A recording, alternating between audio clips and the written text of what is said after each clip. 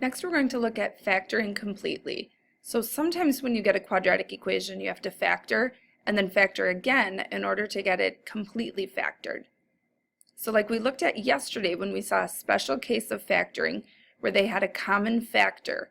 That's what we're going to look for first today, and then we'll see if we can do our t-chart factoring after that. Our first example, we have a negative in front of the x squared. T-chart factoring does not work unless the coefficient of x squared is a positive 1. So the first thing I'm going to do is factor that negative sign out of every term. So we get y equals a negative, and you can put a 1 in front of it if it helps you organize the fact that that's a number. And we're just going to change the sign on all of those terms that are left inside our parentheses.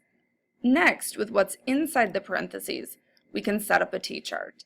What multiplies to our constant of positive 16 and adds to our middle term of a positive 8. 16 is 4 times 4, and 8 is 4 plus 4.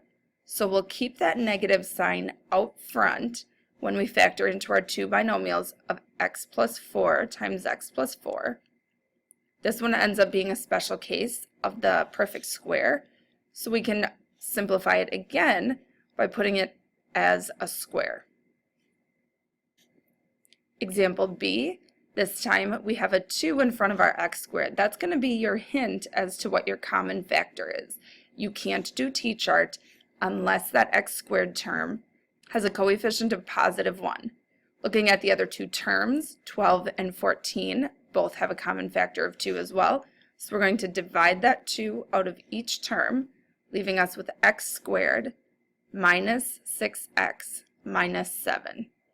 After that, we can check our t-chart to see if we can continue to factor. What multiplies to a negative 7 and adds to a negative 6. The only numbers that multiply to 7 are 1 times 7. We need it to add to a negative 6, so that means the larger number needs to be negative. And negative 7 plus 1 is negative 6.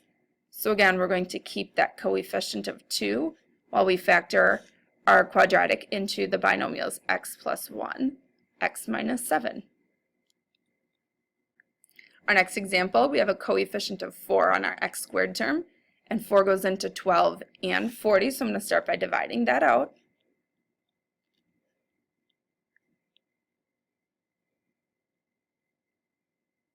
And then we can set up our t-chart, what multiplies to a negative 10 and adds to a positive 3.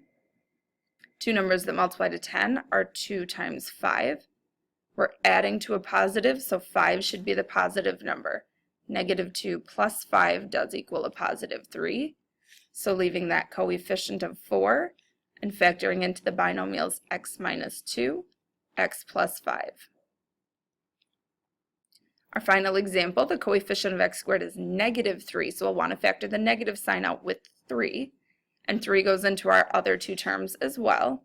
So dividing each term by a negative 3, we get x squared minus x, or 1x if that helps you organize, plus 12. So be really careful with those signs when you're dividing a negative GCF out of your quadratic function. So now we're looking at what multiplies to a positive 12, adds to a negative 1. Remember that coefficient in front of our x is a 1. We have 4 times 3 that multiplies to 12. Our 1 is negative, so the bigger number should be negative. Negative 4 plus 3 is negative 1. So our final factored form is y equals, keeping that coefficient of negative 3, x minus 4 times x plus 3. And you have two you-try questions that I would like you to answer before you come to class so we can use our time productively.